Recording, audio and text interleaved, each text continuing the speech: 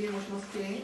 Obec nechala toto na občanech, zatím z místních občanů se nám nepřines žádnou připomínku, nevznesl nikdo, takže to zase zůstane na zastupitelstvu, abychom to rozhodli.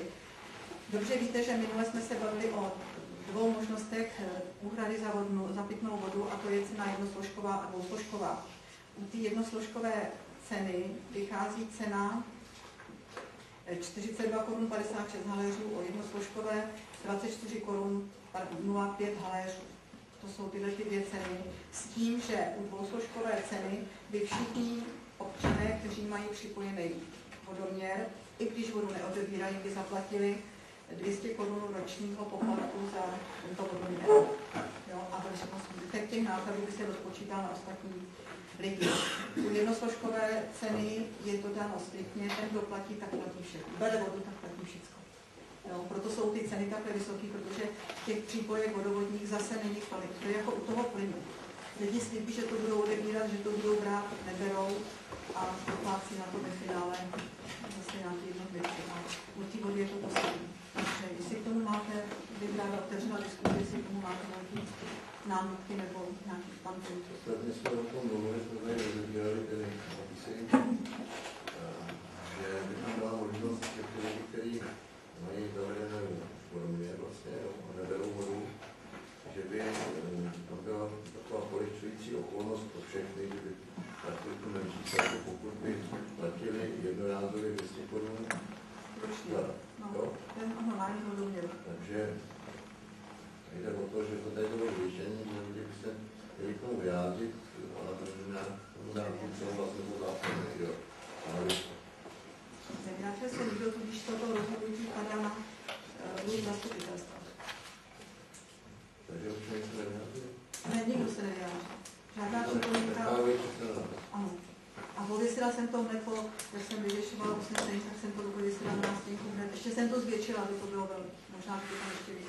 Ale řekněme možnost, který tady jsou se k tomu vyjádřit, který se to týká. To bylo dobrý tady. No, s tím je tady jenom teda, páno, kluci, máte k tomu nějakou připomínku? Ano. A ostatní členové zastupitelstva? Já bych to dal dvouslužku, když máte plynoměr, už se platí, abyste to určitě není taková logika, aby... Je jasný, že každý, kdo nebere, platí nic. Ale je to 200 měsíčně. To vychází to na 16 korun na měsíc. No, měsíčně to bylo přijatelný. Který berou vodu, zase je to zná, že jo? Dalo se to kvůli tomu dora nejde, protože lidi vodu měli. Co se stane, když se bude pracovat, že to nezaplatí? Oni mají na to páky mají, to vydává, to víš. To se jako se na to můžou chytit, takže jako uplatní si za takový komfort, tak je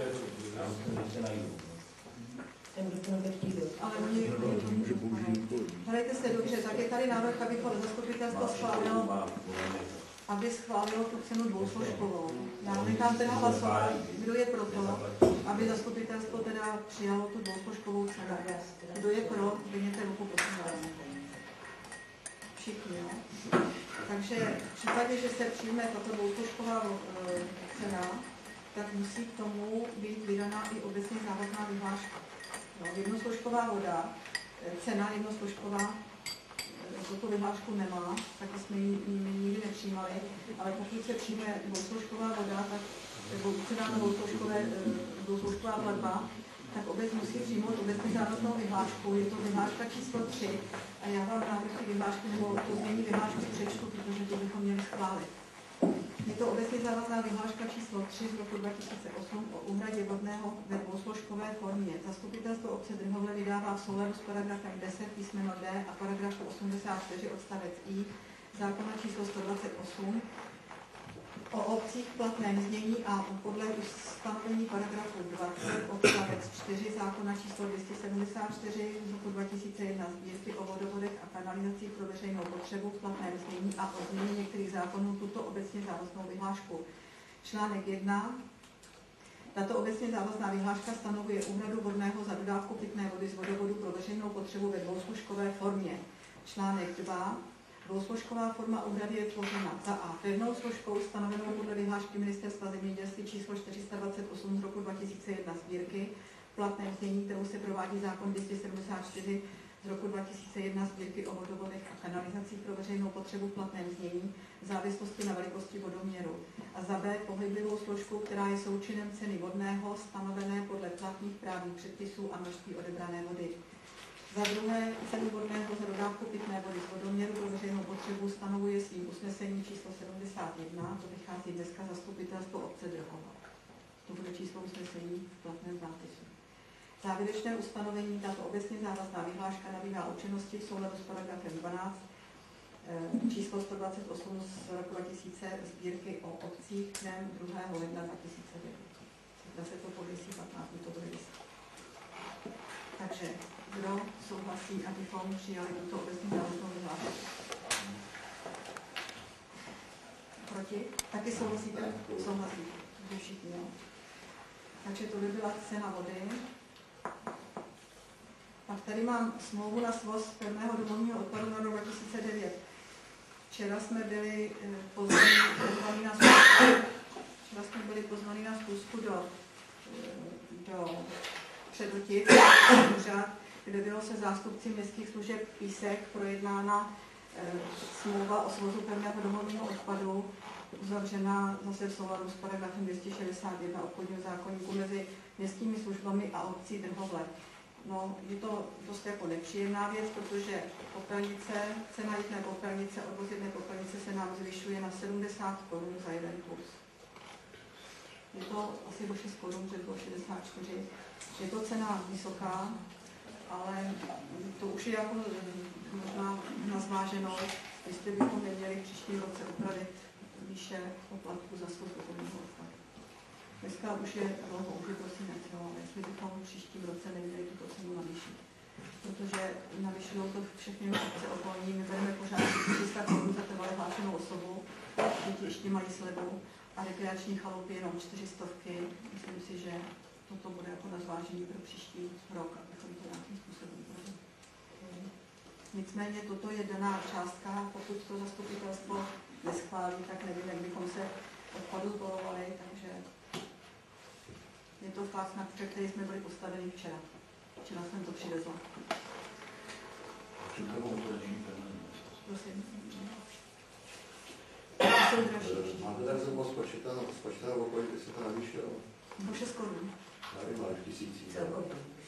Jestli paní Lišková by věděla, je tady no je, když to teda hrubej odhad je asi 800-900 popelnic čtvrtletně, takže to je nějakých 3,5 tisíce za rok.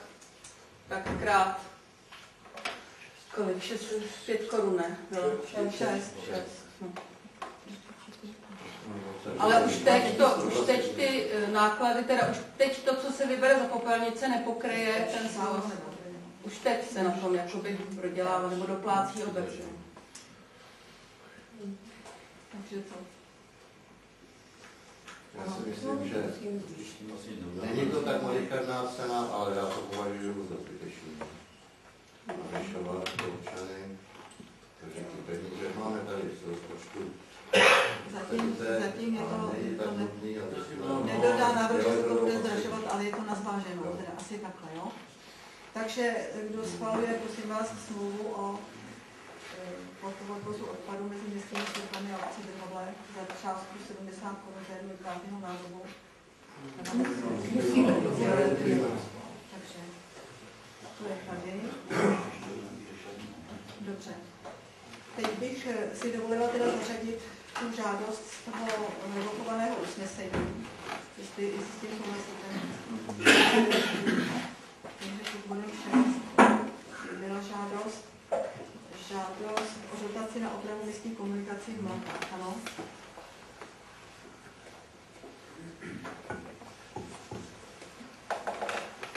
Tak. Chcete k tomu, prosím vás, ještě něco říct?